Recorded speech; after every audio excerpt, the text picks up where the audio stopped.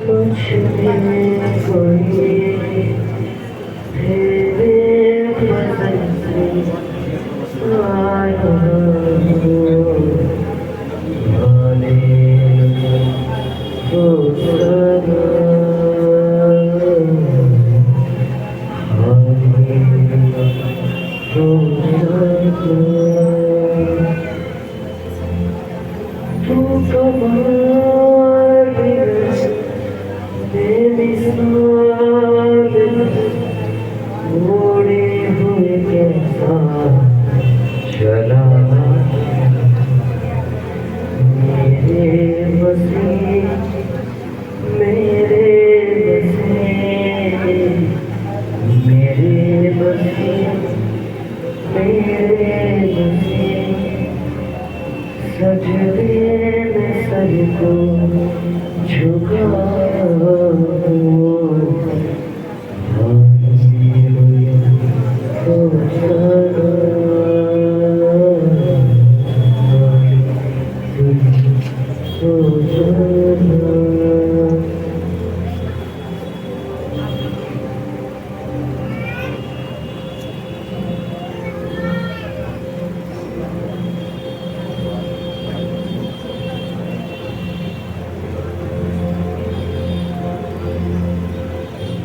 बोलो परमेश्वर, हम प्रार्थना करते हैं ये वचन मेरी जिंदगी को पूर्ण तरीके से बदल के रख दे। प्रभु यीशु मसीह के नाम में मांगते हैं। पूरी चर्च बोले आमीन। अपनी बाइबल में निकालो पुराना नियम पहला शमूएल उसका 16 उसका 14 वचन हम पढ़ेंगे। Page number 349 349।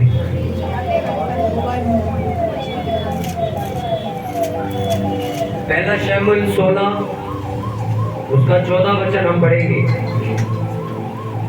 पहला शमूएल 16 उसका 14 वचन पढ़ेंगे। पुराने नियम में बहुत से लोग नए नियम में ढूंढ रहे हैं, उनसे मैं कहना चाहूंगा कृपया करके हाथ जोड़ के विनती बाइबल पढ़ना शुरू करें इससे पहले कि सरेआम आपकी बेइज्जती हो जाए किसी के सामने। क्या पुराने नियम की किताब नए नियम में ढूंढ रहे हो? मेरी प्रजा ज्ञान ना होने की वजह से नाश हो रही।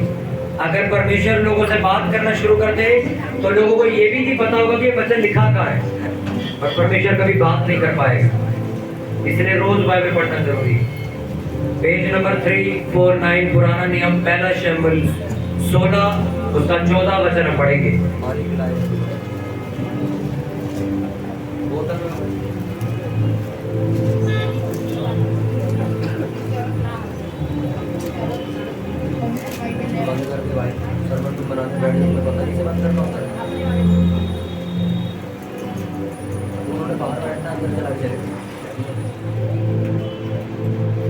हालेलुया।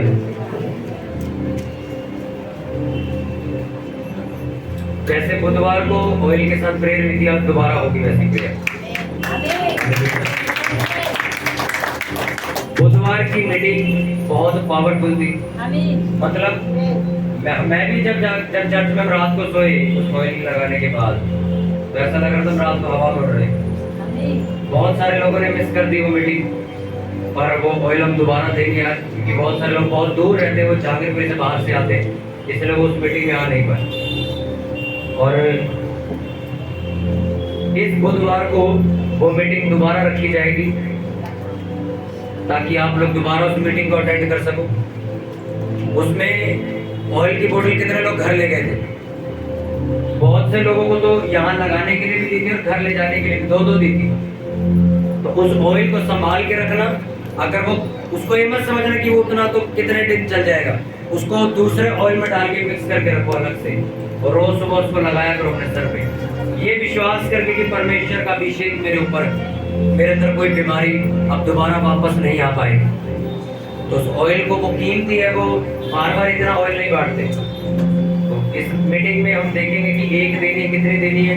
इस मीटिंग को मिस मत करना, बुधवार को हम दोबारा रखेंगे। आज भी आपको ऑयल लगाकर प्रेयर करके वापस भेजेंगे। पहला शमूएल 16 उसका 14। यहोवा का आत्मा शाऊल पर से उठ गया और यहोवा की ओर से दुष्ट आत्माओं से घबराने लगा।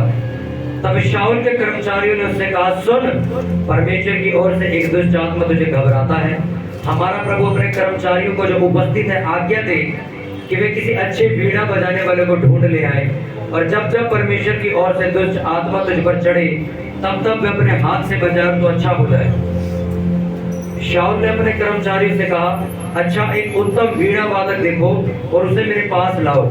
तब एक जवान ने उत्तर देके कहा, सुन, मैंने बैतलहमवासी यिशै के पुत्र को देखा जो वीणा बजाना जानता है, और वह वीर योद्धा भी है और बात करने में बुद्धिमान और रूपवान भी है, और यहोवा उसके साथ रहता है। तब शाऊल ने दूतों के हाथ यिशै के पास कहला भेजा, अपने पुत्र दाऊद को जो भेड़ बकरियों के साथ रहता है मेरे पास भेज दे। तब यिशै ने रोटी से लदा हुआ एक गधा और कुप्पा भर दाख मधु और बकरी का एक बच्चा लेकर अपने पुत्र दाऊद के हाथ से शाऊल के पास भेज दिया, और दाऊद शाऊल के पास जाकर उसके सामने उपस्थित रहने लगा, और शाऊल उससे बहुत प्रतीति करने लगा, और वह उसका हथियार ढोने वाला हो गया। तब शाऊल ने यिशै के पास कहला भेजा, दाऊद को मेरे सामने उपस्थित रहने दे, क्योंकि मैं उससे बहुत प्रसन्न हूँ। और जब जब परमेश्वर की ओर से वह आत्मा यानी कि दुष्ट आत्मा शाऊल पर चढ़ता था तब तब दाऊद वीणा लेकर बजाता, और शाऊल चैन पाकर अच्छा हो जाता था, और वह दुष्ट आत्मा उसमें से हट जाता था। सब बोलो आमीन।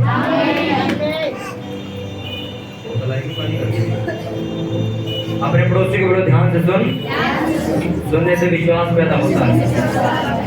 बोलो अपने पड़ोसी को, ध्यान से सुन, सुनने से विश्वास पैदा होता है।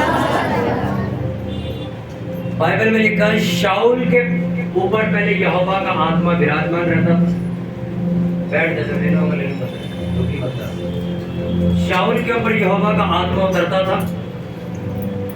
कौन सा आत्मा उतरता था?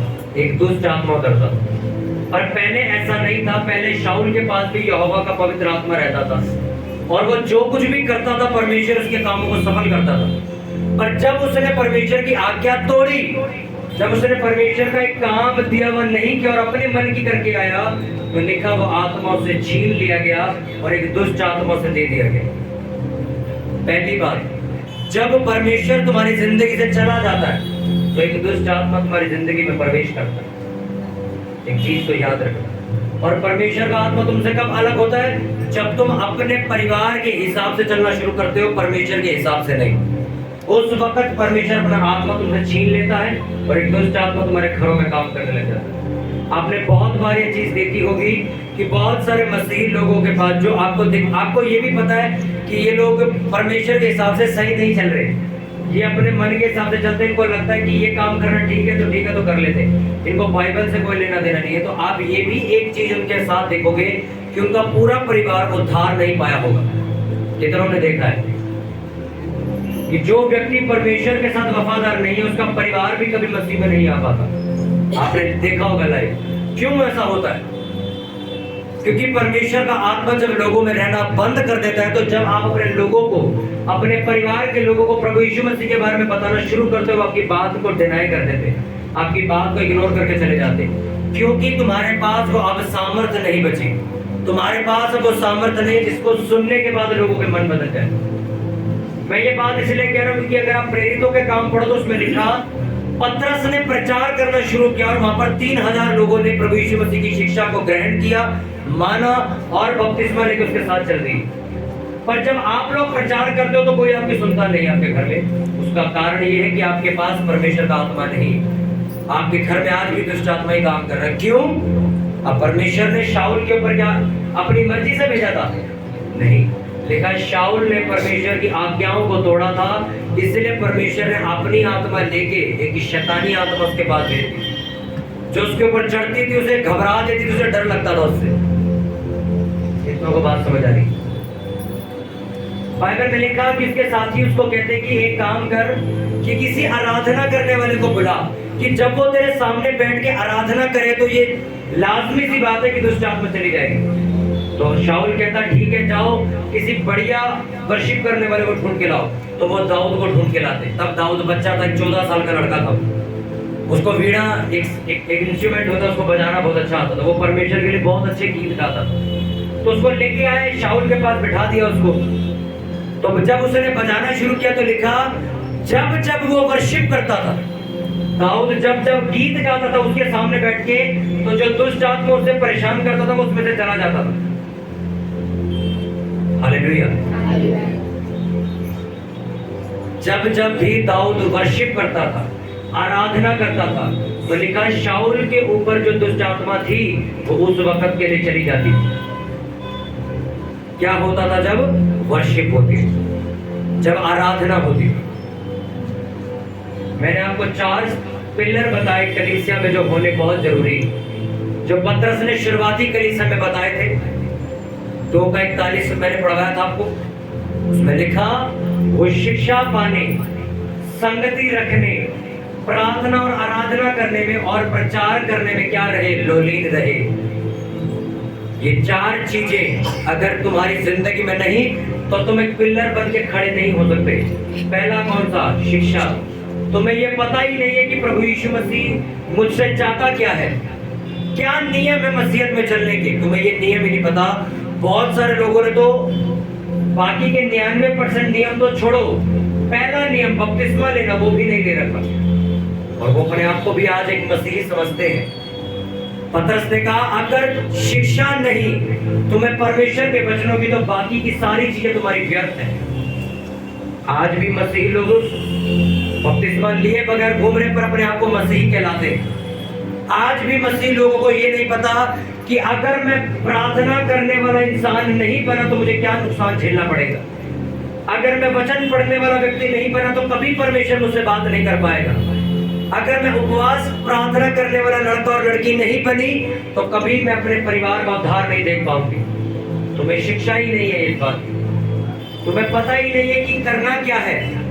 तुम आज भी चर्च आने के बावजूद अपने पुराने रीति रिवाज मनाते हो, अपने पुराने त्योहार आज भी मनाते हो, और कहने को तुम मसीही हो। पहला काम तुम्हें शिक्षा नहीं है बाइबल की कि तुम्हें जीना कैसे है। इसलिए आज बहुत सारे लोग मसीही में हैं पर दुष्ट आत्मा पाए हुए मसीही, उनके पास पवित्र आत्मा नहीं। उन्हें लगता है कि हम अन्य भाषा में प्रार्थना कर रहे हैं, हम गैर भाषा में प्रार्थना कर रहे हैं, हम तो भरे पड़े हैं। या आपकी गलत फहमी है। पवित्र आत्मा जब आता तो चिन्ह के साथ आया लिखा, और जब पवित्र आत्मा जाता तो अपने को जो चिन्ह थे वापस नहीं लेके जाता, वही छोड़ जाता। वो तुम जिंदगी भर अन्य भाषा बोलते हो, तुम वहम में बैठे हो कि हमारे पास तो पवित्र आत्मा पड़ा हुआ। जिस दिन तुमने मसीही से बाहर जाके चीजें करनी शुरू की थी उसी दिन वो तुम्हें छोड़ के चला गया था, तुम्हें पता भी नहीं था। जिस दिन तुमने वो त्योहार मनाया कि भाई मेरा भाई ना गुस्सा मान जाए, मेरी बहनें ना गुस्सा मान जाए, मेरी बुआ ना गुस्सा मान जाए, उसको बाहर कर दे अगले 2 मिनट के लिए, मैं तेरे को समझा रहा हूं। हालेलुया। अपने पड़ोसी को बोलो ध्यान से सुनो। अब कलीसिया बोलेगी परमेश्वर ने कहा बच्चों को मेरे पास आने तो पास्टर के बच्चों को बाहर भेज देते। प्रचार के बाद बच्चे अच्छे हैं, अगर वो वचन खराब करेंगे मुझे बिल्कुल पसंद नहीं करेंगे। मेरी खुद की औलाद क्यों ना मैंने बाहर ही बिठाऊं। वो वचन जो स्वर्ग से दिया गया कलीसिया के लिए, जो बच्चे रो रहे हैं वचन सुन नहीं पा रहे हो, कितनी बेइज्जती की बात है ये परमेश्वर की। चर्चेज में आज भी होता है, पास्टर प्रचार कर रहा, बच्चे खेल रहे हैं, माइक खींच के लेके जा रहा, कोई झांझ बजा रहा बैठ के, वो पास्टर को वचन याद है, बच्चों को मेरे पास आने दो, बच्चों को डांटो मत, प्रचार खराब होता है होने दो, पर बच्चों को बैठे रहने दो। हालेलुया। इसलिए आज भी अगर इस वचन को तुम समझो, बहुत सारे मसीही जो आपके कॉन्टैक्ट लिस्ट में है वो पवित्र आत्मा पाए हुए नहीं। पास्टर्स लोग अपने बच्चों की शादी में फिल्मी गाने लगा के नाचते, तो क्या वो पवित्र आत्मा से भरे हुए? हाँ, उनके पास गैर भाषा बोलने का वरदान है, उनके पास एक टाई है, क्रॉस वाला ब्रॉच भी है उनके पास, बाइबल भी है, तो हमें लगता है ओहो तो पादरी साहब है। पादरी साहब अपने बच्चों की शादी में डीजे बजवाते हैं, काय के पादरी साहब है। हालेलुया। उसने कहा है शाऊल से आत्मा छीन लिया गया और एक दुष्ट आत्मा उस पर भेज दिया गया। जब जब तुम परमेश्वर का वचन तोड़ के अपनी मन की करने के लिए निकलते हो, तब तब वो आत्मा तुम्हारे आपे से निकल जाता है। पवित्र आत्मा सिर्फ वही खुश रहता जहां परमेश्वर की इच्छा पूरी होती है। वो वहां खुश नहीं रहता जब आप अपने रिश्तेदारों को खुश करने के लिए उनके त्योहार में शामिल हो जाते हो कि चलो बुआ गुस्सा ना मान जाए, चलो इस बार मना लेते। लिखा वो आत्मा तुमसे छीन लिया जाएगा, तुम उसके हकदार नहीं हो। क्योंकि वचन में लिखा, अगर मैं मनुष्य को खुश करने के लिए आज तक काम कर रहा होता तो मैं परमेश्वर का दास नहीं होता। आज भी मसीही लोग लोगों को खुश कर रहे हैं। अगर मैंने बपतिस्मा ले लिया तो मेरा हस्बैंड बुरा मान जाए, मेरे रिश्तेदार बुरा मान जाए, मेरी मम्मी मेरे को छोड़ देगी। बाइबल में लिखा, जो मुझसे ज्यादा किसी और चीज से प्यार करता वो मेरे लायक ही नहीं है, चले जाओ यहाँ से। आज भी वो लोग जो परमेश्वर से ज्यादा जॉब से, भाई से, बहनों से, अपने घर वालों से, अरे नहीं घर वाले प्रेशर देंगे, लिखा तुम लायक ही नहीं हो मेरे भी, तुम जाओ यहाँ, तुम किसी लायक नहीं मेरे। ये बाइबल में लिखा हुआ है। और लिखा अगर तुम सबसे ज्यादा मुझसे प्यार करते हो यानी कि परमेश्वर से, तो दुनिया की हर वो चीज जिसको पाने के लिए दुनिया खाब देखते तुम्हारे घर पर रख के जाऊंगा। जब वर्शिप शुरू होती थी तो शाऊल के ऊपर से दुष्ट आत्मा क्या होता था? चला जाता था। अपने पड़ोसी को बोलो, ध्यान से सुन, जब वर्शिप होती थी तो दुष्ट आत्मा चला जाता था। आमीन। और आज जब वर्शिप होती है चर्च में, कोई फोन में बात कर रहा है, कोई मैसेज चेक कर रहा है व्हाट्सएप पे, कोई सोच रहा है कब वर्शिप खत्म होगी, कब प्रचार शुरू होगा। कुछ लोग तो आते ही 1 बजे कि 2 घंटे तो वर्शिप चलेगी, 1 बजे प्रचार सुनने चलेंगे। लिखा जब वर्शिप हुई तो दुष्ट आत्माएं चली गई। वर्शिप हुई। आज भी जब आप चर्च में आते हो सबसे पहले क्या होता है? वर्शिप होती है। क्यों होती है वर्शिप? परमेश्वर ने पूरी बाइबल के अंदर कहीं भी नहीं लिखा कि मैं बहुत पावरफुल पास्टर को ढूंढ रहा हूँ, मैं बहुत पावरफुल अपोस्टल्स को ढूंढ रहा हूँ, मैं भविष्यवक्ताओं को ढूंढ रहा हूँ। बाइबल में लिखा मैं रूह सच्चाई से गाने वाले आराधकों को ढूंढ रहा हूँ जो मेरी वर्शिप कर सके। आपको पता मनुष्य की रचना किस लिए हुई थी? कि वो परमेश्वर की सिर्फ तारीफ कर सके। आज भी अगर आपको स्वर्ग का दर्शन दिखाया जाए तो 24 आवर्स 365 दिन सिर्फ स्वर्ग में वर्शिप चलती है। स्वर्गदूत परमेश्वर के सामने खड़े होकर सिर्फ भजन गाते। दाऊद आज भी ऊपर वर्शिप करता।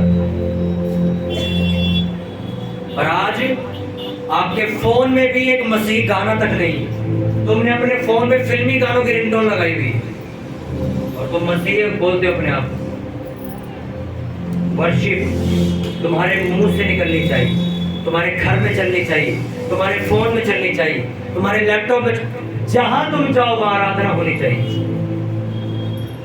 आज भी जब हम किसी के घर हाउस मीटिंग में जाते तो क्या करते? पहले वह आराधना करते। पौलुस और सिलास रात के वक्त जेल में बंद थे, पढ़ा कि नहीं पढ़ा? क्या कर रहे थे वहां पे? वो आराधना कर रहे थे। लिखा वो भजन गा रहे थे, वो भजन गा रहे थे। उनकी बेड़ियां टूट गई अपने आप, दरवाजे खुल गए अपने आप। क्या कर रहे थे? वो वर्शिप कर रहे, आराधना कर रहे। मैं बड़ी बड़ी मीटिंग्स में जाता हूँ, पास्टरों के लिए अलग चेयर लगी होती है, तो कई बार मैं मुंह ढक के जाता हूँ कि मेरे को पहचाने ना ही मैं किसी को बोलता हूँ मैं पास्टर को जाके बिठाऊं। मैं पिछली सीट पे बैठता हूँ, मुझे वहाँ बैठने में आनंद आता है, क्योंकि आगे बैठोगे तो शर्ट ठीक करके बैठो, बिल्कुल पानी की बिना उठ के नहीं जाना। मैं पीछे बैठता हूँ। तो मैंने वहाँ क्या देखा? वर्शिप चल रही है, पास्टर सारे यूँ बैठे हुए, हाँ बढ़िया गा रहा है, बहुत अच्छा गा। क्योंकि उनको ऐसा लगता हम तो पास्टर, हम थोड़ी तालियां हो जाएंगे, अब हम थोड़ी ऐसे कलीसिया की तरह नाचेंगे। हम तो टाई लगा के आए हैं, हमने टाई लगाई है भाई, शर्ट अंदर करी, बेल्ट लगाई है, हमने ब्लेजर पहना, हमें कुर्सी मिली है बैठने के लिए। तुम लोग नाचो, हमारे लिए थोड़ी वर्शिप। लिखा दाऊद ने अपने कपड़े उतार के जब नाचा तो उसकी वाइफ कहती, तू राजा होकर तेरे को शर्म नहीं आती? तू कैसे सड़कों पे नाच रहा है परमेश्वर के लिए? क्या कौन सा परमेश्वर? कहता इसी परमेश्वर ने मुझे राजा बनाया है, मैं और नाचूंगा। दाऊद जैसे पास्टर क्यों नहीं है? इसीलिए नहीं। जब वाचा का संदूक यरूशलेम में लाया जा रहा था तो भीड़ तो नाच ही रही थी। दाऊद जो राजा था, सोचो, समझ लो देश का प्रधानमंत्री, वो खुद अपनी शर्ट उतार के ऐसे घुमा घुमा के नाच रहा है। लोगों को शर्म आती है ताली बजाने। मीटिंग्स में मैं जाता हूं, आज भी दिल्ली में वर्शिप करने का कोई अरेंजमेंट नहीं होता, ना साउंड लगता है, ना साज लगते हैं, ना कोई गाने वाला होता है। कहते तालियां बजाओ, एक वर्शिप करो, काम खत्म करो। इतनी बेइज्जती कर रखी है दिल्ली में लोगों ने वर्शिप की। और बाइबल का मेन जो पार्ट है वो वर्शिप है, आपको पता हो। आज भी जब भी पूरी दुनिया में जब चर्च लगती है, जिस भी इलाके में चर्च लगती है, तो पहले वर्शिप से शुरू होती है। वर्शिप को पहला स्थान दिया गया। आज भी जब तुम अपने पर्सनल कमरे में प्रार्थना करते हो तो पहले वर्शिप करते हो, फिर प्रार्थना शुरू होती।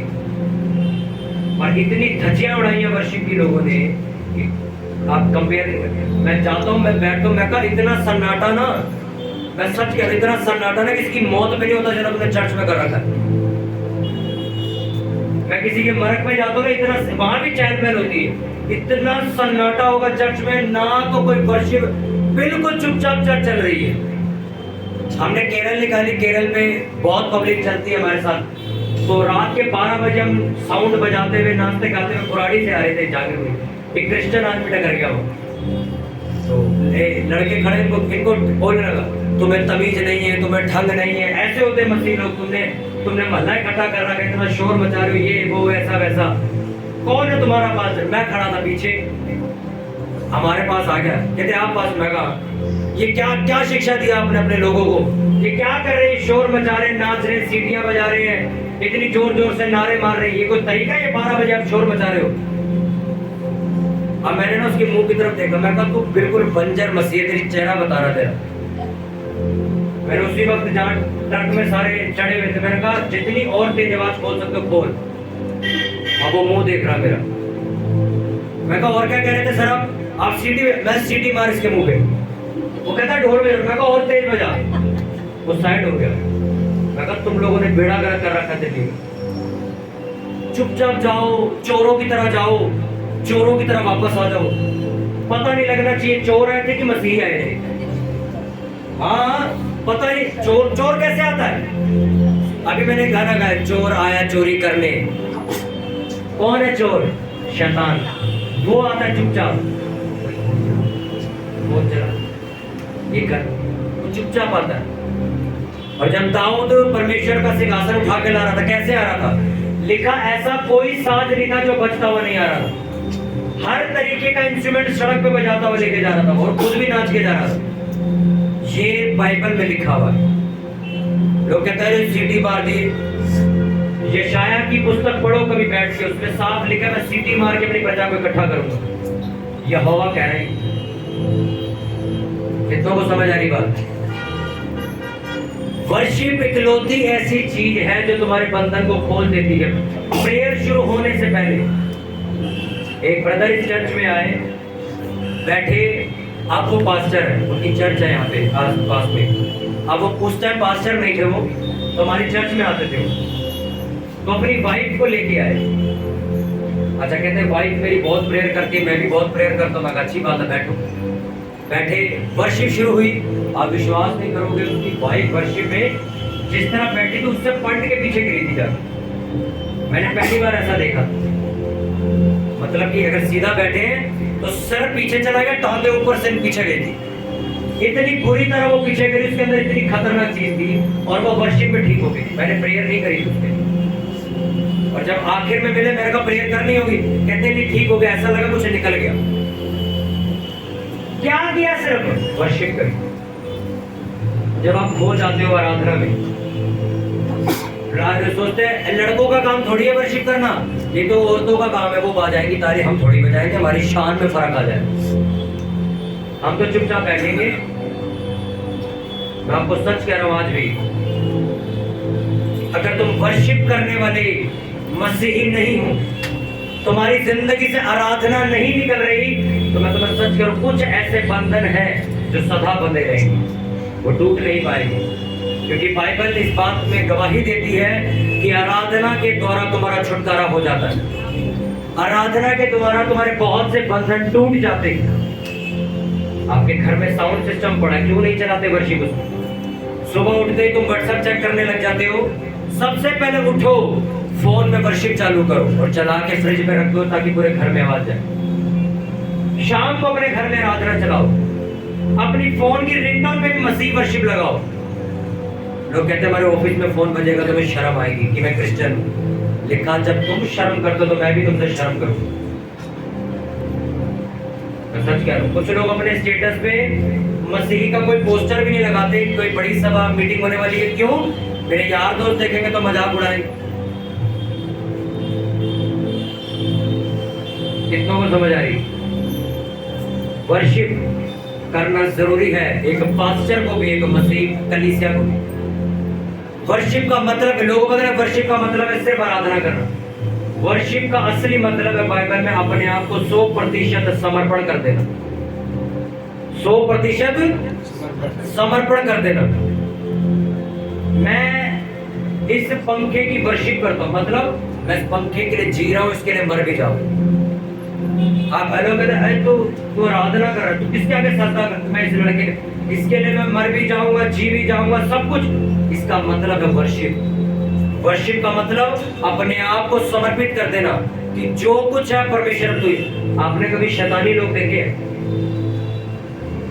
शैतानी लोग कहते हैं हमने शैतान की आराधना की। इसका मतलब क्या है? उन्होंने शैतान के आगे अपने आप को समर्पित कर दिया कि अब जो कुछ भी है हमारा परमेश्वर, हमारा पिता सब शैतान है। उसको कहते हैं वर्शिप। वो शैतान की वर्शिप करते हैं।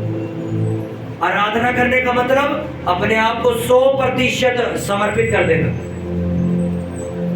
अब सोचो, जब तुमने 100% एक चर्च में आके, एक भवन में आके अपने आप को समर्पित कर दिया, तो दूसरे चर्च में क्या भंडारा खाने गए? तुम्हारे पास 100 रुपए है, तुमने 100 रुपए मेरे को दे दी, तुम्हारे पास 10 रुपए किसी को देने के लिए? बोलो। तुम्हारे पास 100 रुपए, 100 रुपए तुमने मेरे को दे दिए सपोज। अब तुम किसी और के पास जाके 50 रुपए दे सकते हो उसे? बोलो। क्यों नहीं दे सकते? क्योंकि तुमने 100% क्या कर दिया? अपने आप को एक जगह पे समर्पित कर दिया। अब मेरे पास कुछ नहीं। जो लोग जगह जगह जाते हैं, उनका मतलब ये है ये अभी तक समर्पित नहीं हुए। बाइबल में लिखा तुम्हारा आराधना स्थल एक होना चाहिए, एक, जहां तुम जाके प्रार्थना करो, बैठो, वर्शिप करो, अपने बीजों को डालो, एक जगह होनी चाहिए, 36 नहीं। मैं अपनी कमाई का 10वां हिस्सा इधर भी बोलता हूं और अपने पास्टर के चर्च में एक ही जगह, एक ही पास्टर को सुनता हूं मैं। 2-2, 3-3, 4 यूट्यूब पे जिसका आ रहा सुनी जाओ। मेरा रूल है। ऐसा नहीं कि दूसरे पास्टर गलत है, या परमेश्वर के बहुत बड़े बड़े सामर्थी दास इस भारत में हैं जिनको अगर तुम सुनो तो तुम्हारी बुद्धि खुल जाएगी। पर आपको एक लिमिट सेट करनी होगी कि मेरे को एक जगह चलना। ये जो सिखा रहे हैं मैं एक्चुअल में यही करूँ। चर्च में यहाँ आ रहे हैं, सुन किसी और की रहे हैं, बड़ी मीटिंग कहीं और अटेंड करने आते, क्रिसमस में कहीं और बैठे होते। ये समर्पित लोग नहीं है, थके खाने वाले लोग हैं। क्योंकि कभी भी परमेश्वर को ये लोग कंफ्यूज कर देते हैं। वो कहते हैं मैं किसके जरिए बात करूं इससे? और वो दोस्तों ये अच्छा इधर है, चल आज मैं इससे बात करूंगा, अगले संडे तुम कहीं और चले जाते हो। अब मैं चल वहां से बात करूंगा, फिर तुम कहीं और चले जाते हो। अच्छा चल यहाँ से इसको मैं ठीक करूंगा, आज यहाँ पे प्रेयर होगी, ये ठीक हो जाएगा, तुम उसके अगले दिन वहां निकल जाते। परमेश्वर भी कंफ्यूज है तुम्हारे लिए, वो करे क्या तुम्हारे लिए? सोचो तुम्हारे घर पे एक डिलीवरी पार्सल मुझे भेज रहा है, तुम हर हफ्ते अपना एड्रेस बदलते तो मैं भेज पाऊंगा? आज तुम कह रहे मैं केबलों में, मेरा घर है जी, यहाँ भिजवा दो। ठीक है जी, मैं तैयार कर रहा हूँ जी, केबलों में इसका घर है, इसको यहाँ भिजवा दो। एक हफ्ते बाद जब मैंने पार्सल भेजा तो वहां पे बंदे कहते हैं भाई साहब वो तो शिवलोक में शिफ्ट हो गया। अब वो पार्सल उठाता, भाई साहब शिवलोक में हो गया, मेरा घर शिवलोक में। अब वो पार्सल उठाता, अगले हफ्ते शिवलोक जाता है। शिवलोक में भैया अब तो वो डी लोक चला गया, वो डी लोक चला जाएगा। फिर एक हफ्ते बाद बोला भैया मैं तो ए ब्लॉक में शिफ्ट हो गया। फिर वो पार्सल वाला उस पार्सल को फाड़ के नाले में फेंक देगा, बोले नाला तेरे वहीं पे बहता हुआ निकलेगा, सारे ब्लॉकों से छाट लिए। ऐसे ही कुछ मसीह लोग हो गए, उनका पार्सल स्वर्ग में तैयार हो रहा है कि आज जब ऑयल लगा के प्रेयर होगी तो इसको ये दिया जाएगा। ऑयल की भी ऑयल मारो, गायब हो गया का वो परले चला गया। कितनों समझ आ रही? आपके पार्सल तैयार है स्वर्ग में, तुम तैयार नहीं।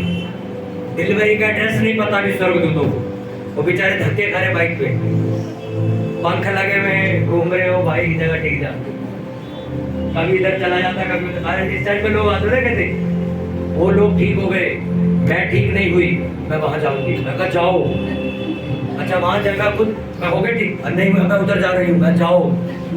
कहती अब मैं बड़ी चर्च में जाओ, साउथ में जा रही हूँ मैं जाओ जाओ। कहती वहां भी कुछ नहीं, मैं अब टिकट के पैसे नहीं, मैं तो पैदल आओ, पैदल चलना शुरू करो, बीच में जो चर्च है आते जाना मथा टेकते हुए। मेरे को एक लेडीज फोन करती, इसी चर्च में आती थी, तो हमने उनको हेल्प करी राशन वगैरह की, उनको थोड़ी दिक्कत थी, चलो हमने कहा चर्च नहीं आ रही, कहते आएंगे ये वो ऐसा वैसा, मतलब चर्च नहीं आना, रोज फोन करके सर खाना है मसला हल करो। मैं कहा चर्च आप आते नहीं, मैं क्या कुछ नहीं कर सकता आपके, परमेश्वर ही है जो तुम्हारी जिंदगी सुधार सकता है। चर्च आओ सब सुधर जाएगा, तो चर्च आना नहीं। एक दिन मेरे में फोन आया, कहते बड़ी चर्च का एड्रेस बता दोगे हमें? मैंने कहा गूगल पर डाला, चले जाओ।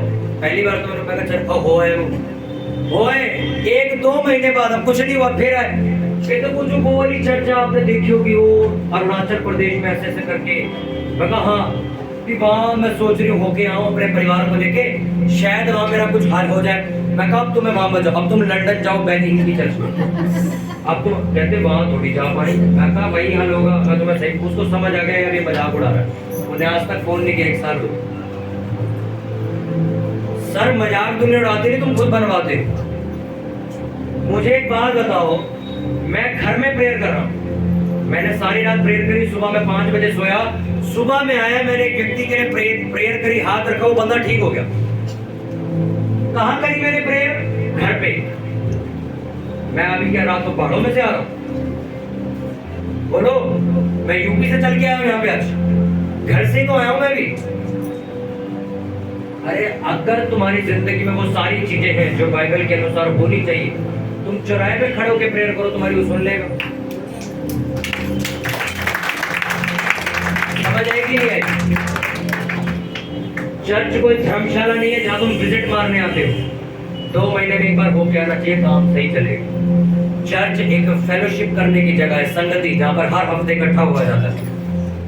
और जो लोग इकट्ठे नहीं होते उनकी जिंदगी में कंपैरिजन खुद करके देखना। कहते मेरे से मत पूछना, खुद पूछना, सिस्टर आप कब आए थे आखिरी बार? वो ब्रदर से पूछना कब आए थे? मैं आया था 4 महीने पहले। अच्छा अब जिंदगी के बारे में बताओ, पूरी तहस नहस मिलेगी तुम, मैं नहीं बताऊंगा, खुद मिलना तुम। क्योंकि मैंने 6 साल से लोगों से मिलकर इस बात को समझ लिया है, सिर्फ ये 4-5 चीजें, प्रेयर करना रोज, बाइबल पढ़ना रोज, उपवास करना हफ्ते में, अपनी चर्च के साथ वफादार रहना, चर्च जाके संगति करना, अपने बीजों अपने दशांशों को खुले दिल से बोना, तुम्हें कोई शैतान अटैक नहीं करेगा। बस ये चीजें तुम कर लो। कितनों को समझ आ रही? आराधना का मतलब अपने आप को समर्पित करना, कहीं पे डेडिकेट करना अपने आप को। मैं अपने आप को बॉडी बिल्डर को देखा, वो ऐसे हाथ दिखाता है, क्या कहता है वो ऐसे करके, उसका कहने का मतलब ये होता है मेरी बाजुओं में बहुत ताकत है, आजा मैं लड़ूंगा तुझसे, वो अपनी ताकत दिखा रहा है। और जब कभी आप किसी निहत्थे आदमी को, बेचारे आदमी को पकड़ते हो, पुलिस वाले पकड़ते हैं, तो क्या करता? हाथ खड़े कर देता, हाँ जी मैं कुछ नहीं कर सकता। देखा कि नहीं देखा? बोलो। जब कोई ऐसे हाथ खड़े कर दे तो उसका मतलब क्या होता है? ये निहत्था, ये कुछ नहीं कर सकता। जब कोई ऐसे करे तो उसका मतलब क्या है? मुझे अपनी ताकत पर भरोसा है। इसलिए वर्शिप में कहा जाता है हाथ उठाओ। इसका मतलब आप वर्शिप में ये साबित करते हो परमेश्वर हम कुछ नहीं कर सकते, तू करेगा सब कुछ। और जब आप अपने हाथ नीचे रख के बैठे रहते तो ये साबित होता है कि तुम अभी भी अपनी बुद्धि पर निर्भर हो, कि मैं अपने टैलेंट से कुछ कर लूंगा, मेरे पास पैसा है, मेरे साथ एक बड़ा आदमी जुड़ा हुआ है, हम कर लेंगे, हमें परमेश्वर की जरूरत नहीं। जब आप हाथों को उठा के वर्शिप करते हो तो ये साबित करते हो कि परमेश्वर हम निहत्थे हैं, हमें मदद सिर्फ तुझसे ही मिल सकती है। हालेलुया। अपने पड़ोसी से पूछो क्या है आराधना का मतलब, पूछ ले, जवाब भी दो फिर पड़ोसियों। अपने आप को 100% समर्पित कर देना। 100% समर्पित करने का मतलब जो है परमेश्वर है। मैं ऐसी लड़कियों से मिला हूं जिन्होंने मेरे मुंह पे इतनी शानदार बात बोली जो मैं एक्सेप्ट नहीं कर सकता था। उस लड़की ने बपतिस्मा ले लिया है, सेवा करती है वो। मैंने उससे पूछा आपका हस्बैंड कट्टर है, आपको घर से निकाल देगा, वो क्या करना चाहते हो? कहती मेरा हस्बैंड कल छोड़ता आज छोड़े, मैं परमेश्वर को नहीं छोड़ू। उसका हस्बैंड भी आज बदल चुका, सेवा कर रहा उसके साथ। समझे कि नहीं समझे? एक आदमी का लठ जैसा फैसला सब बदल देगा। परमेश्वर जानबूझ के तुम्हारा घर खराब करता है, क्यों? देखते क्या करता है। और अगर तुम वो फैसला लेते हो जो परमेश्वर को पसंद है, वो पूरा परिवार तुम्हारे पीछे ले आएगा। और आज तुम फैसला लेने से पहले अपने 10 सलाहकारों से मैसेज में पूछते हो क्या करूं मैं। इस चर्च में अगर मैंने ये भी बोल दिया ना कि ये डेकोरेशन नहीं लगेगी, ये खराब है, और तब भी जबरदस्ती लगा दी उसको, वो अगले दिन खराब हो ही जाएगी। इस चर्च में डेकोरेशन करते उन्होंने लाइव एग्जांपल देखा। मैंने उन्हें बोला कि ये क्राफ्ट वाला काम मत किया करो, इसमें पैसे वेस्ट होते, ये मत लगाया करो, कुछ ऐसी चीज लगाया करो जो सदा चले। नहीं नहीं नहीं नहीं नहीं, अरे नहीं नहीं, ये वो ऐसा हम तो लगाएंगे। आप उनसे जाके पर्सनली पूछना कहाँ है वो क्राफ्ट का सामान, वो खराब हो चुका है, पैसे 700-800 रुपए लगाए, मिट्टी हो चुकी हो। अगर तुम्हारा पास्टर तुम्हें कुछ समझा रहा तो ये सोच के मत सुनो कि वो इंसान है, ये सोच के कि वो स्वर्ग से रात को होके वो तुम्हें बताने आया है। क्योंकि मेरा ना तो आपसे फायदा है ना तो आपसे नुकसान। मेरी कमाई बहुत अच्छी है, मेरा बिजनेस भी बहुत अच्छा है, मेरा पूरा परिवार बन चुका है, मेरा पूरा परिवार सेवा कर रहा है, मैं जहां जाता हूं लोग मेरी इज्जत करते हैं, पूरी दुनिया में मेरे को सुना जाता है। मुझे क्या जरूरत है तुम्हारे से मथा मारने की? है कुछ? अगर मैं चाहूं अपनी प्रेयर करूं, मस्त सो जाऊंगा। और नहीं, एक मसीही व्यक्ति का यही काम नहीं है। जब तुम चर्च आते हो तो तुम्हारी पहली जिम्मेवारी है अपने लिए और दूसरों के लिए प्रेयर करना। पर बहुत से लोग तो अपने लिए भी नहीं करते, दूसरों के लिए क्या करें? कितने लोग हैं 1 घंटे से ज्यादा प्रेयर करते? हाथ को उठाना जरा, जो 1 घंटा रोज प्रेयर करते, बिल्कुल ऐसी प्रेयर की दीवारें हिल जाए, एग्रेसिव, बिल्कुल 1 घंटा प्रेयर करते। देख लो तुम, मैं आपको एक बात बोलूं, आप किसी बाबा के पास आए हो कि जीवित परमेश्वर के पास आए हो? बताओ, ऊंची आवाज में बताना। तो बाबा लोग आपको ये बोल सकते हैं कि कोई नहीं, हो जाएगा। मैं आपको साफ कहता हूँ, जीवित परमेश्वर का वचन है, अगर तुम प्रार्थना ना करो तुम्हारी चीजें वही सड़ती रहेंगी।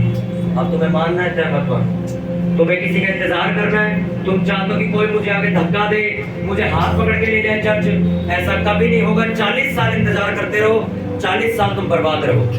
तुम फैसला कर लोगे मुझे 104 बुखार है चाहे 120 बुखार है, मुझे चर्च जाना तो जाना है, शैतान अगले दिन आना बंद कर देगा। मैं 104 में 104 बुखार और आंखें मेरी सिर्फ बंद थी, मुझे इतना दिख रहा था कि सामने लोग चल रहे हैं। इतने तेज बुखार में बारिश में भीग के एसी वाली मेट्रो में बैठ के साउथ दिल्ली चर्च गया था मैं, और जैसे मैंने चर्च में पैर रखा मैं ठीक हो गया। उस दिन मुझे समझ आया कि बीमारी कुछ भी नहीं, ये सिर्फ मुझे रोकने का काम है। आज भी यहाँ पे लोग हैं, तबीयत खराब है, बीमार है, बुखार है, ये है, पेट में दर्द है, जी लूज मोशन लगे, 6 उल्टियां रात को करी, पानी मेरे अंदर खत्म है। सुबह वर्शिप कर रहा था, यहाँ सुबह वर्शिप कर रहा था मैं। मेरे परिवार का कोई भी व्यक्ति आप उठा लो, मेरी मम्मी को मैं अपने गोद में उठा के हॉस्पिटल लेके गया था मैं, और उस वक्त वीरवार की चर्च लगती थी, 2018-19 की बात है।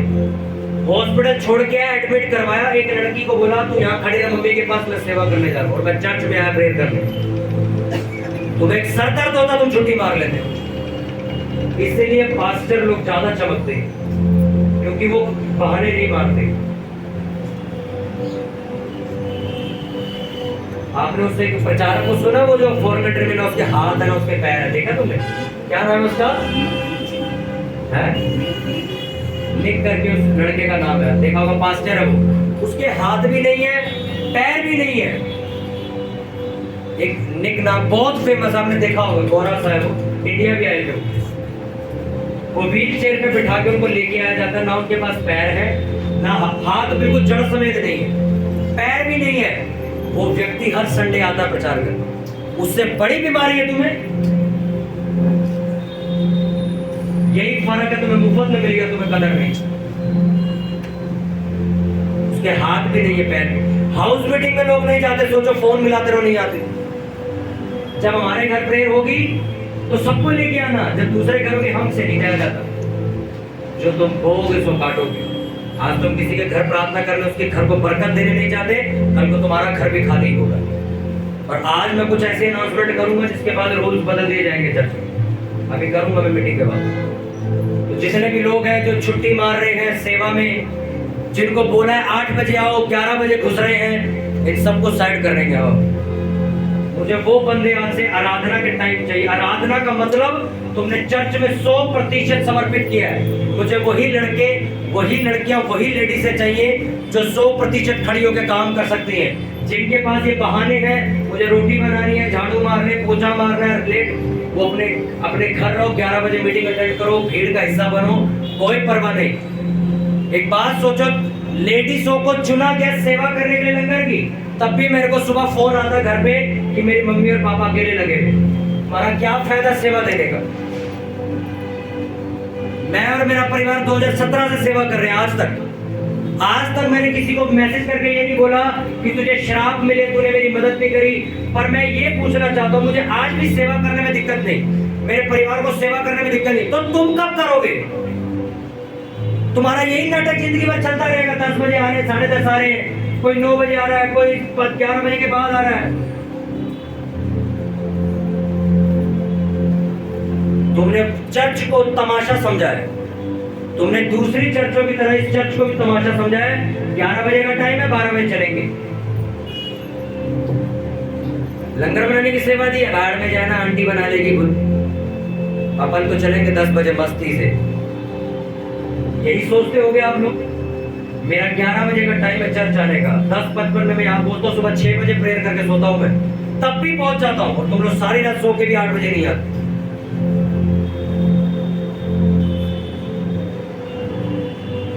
मेरे पास सिर्फ पता है उंगलियों पे लोग हैं जिन पर मैं आंखें बंद करके ये बोल सकता हूँ कि अगर मैं नहीं पहुंचा तो ये आदमी संभाल लेगा।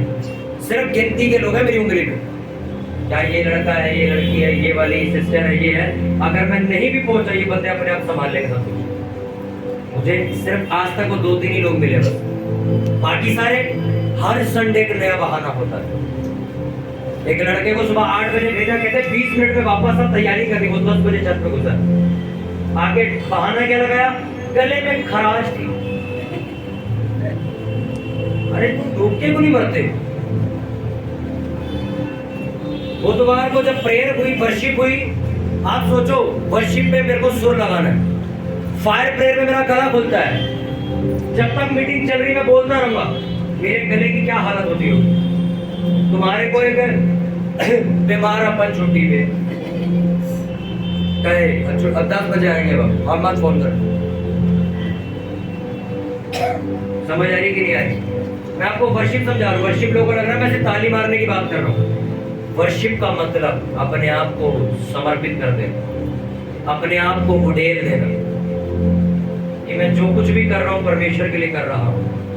अगर तुम 100% अपने आप को परमेश्वर के आगे समर्पित कर देते हो, आपको सच कह रहा हूँ, अगर तुम्हें छोटी सी झाड़ू मारने की भी सेवा मिली है ना, तुम बिना अलार्म के उठोगे और 8 बजे पहुंच जाओ। और अगर तुमने समर्पित नहीं किया अपने आप को, तो तुम्हारे बच्चे तुम्हारे बाल भी नोच देंगे ना कि अम्मा उठ जा, चर्च जाना है। तुम नहीं उठोगे, क्योंकि तुम्हें क्या लग रहा है, अरे वो है तो वो पुनीत है, वहां पे कर लेगा वो, अरे आंटी है वहां पे, अरे हो जाएगा काम वहां पे, अरे सब हो जाएगा, अभी ठंड आएगी भी देखना।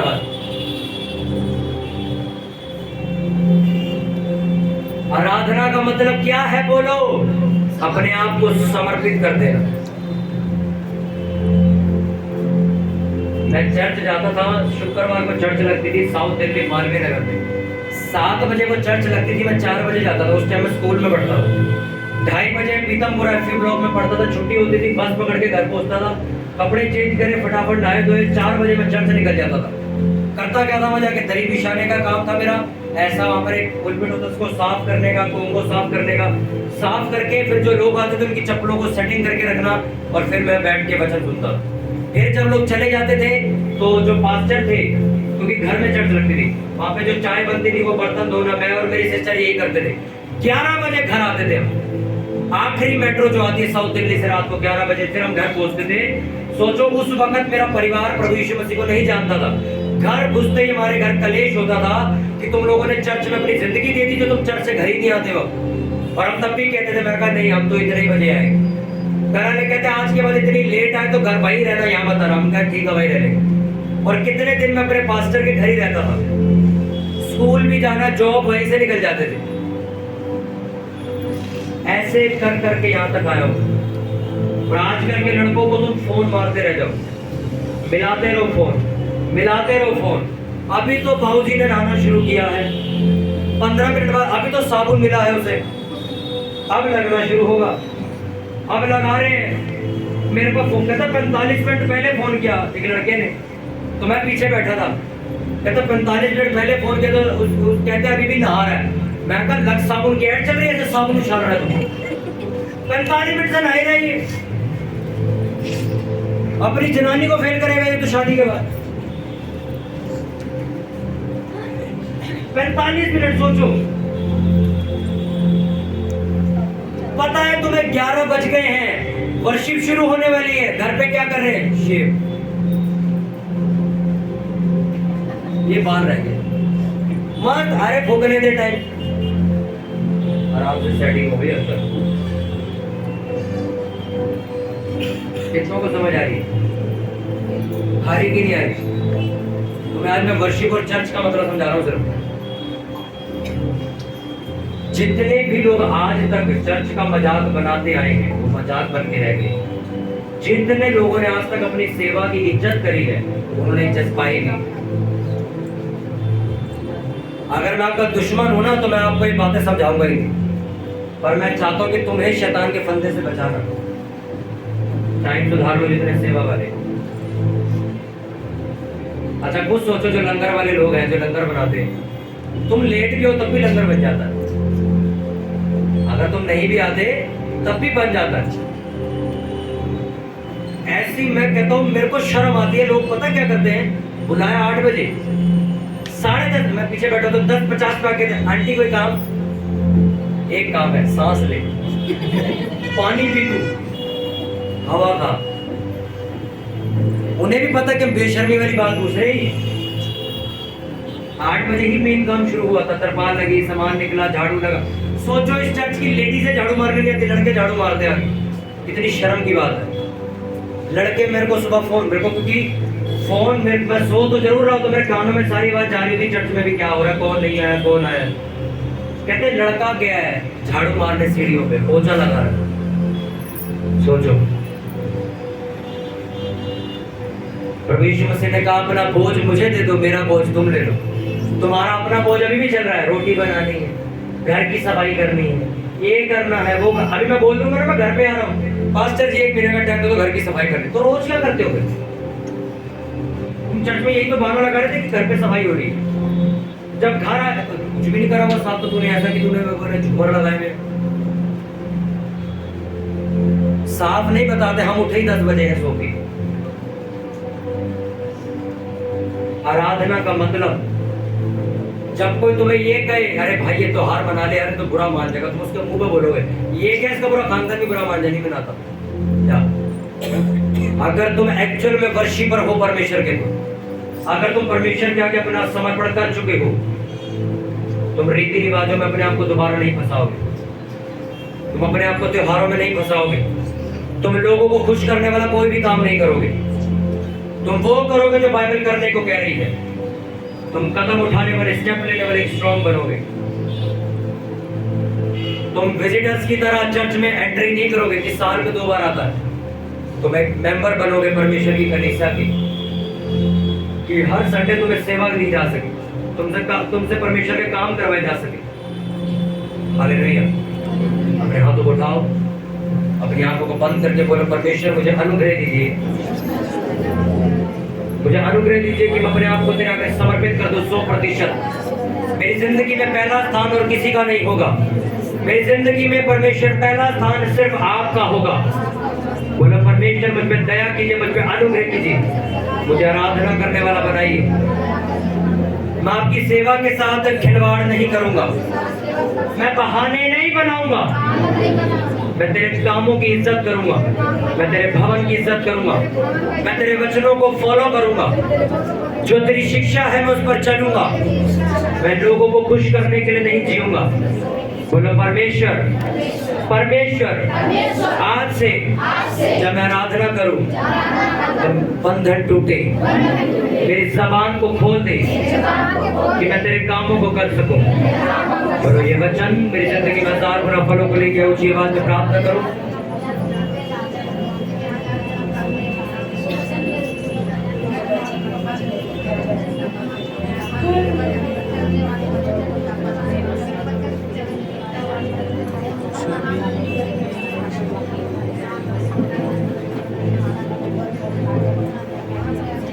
ये सारी प्रार्थना तेरे इकलौते बेटे प्रभु यीशु मसीह के नाम में मांगते हुए चर्च बोले आमीन।